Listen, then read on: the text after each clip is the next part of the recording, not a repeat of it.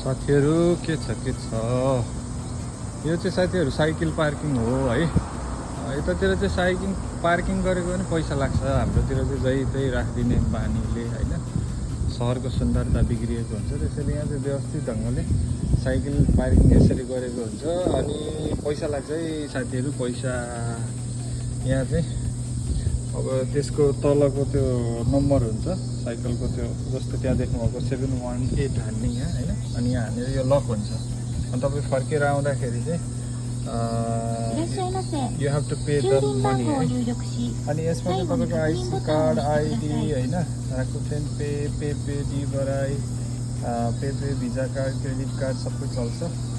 यहाँ चाहिँ नोटको पैसा चाहिँ चल्दैन, अन्ली कोइन चाहिँ चल्छ है।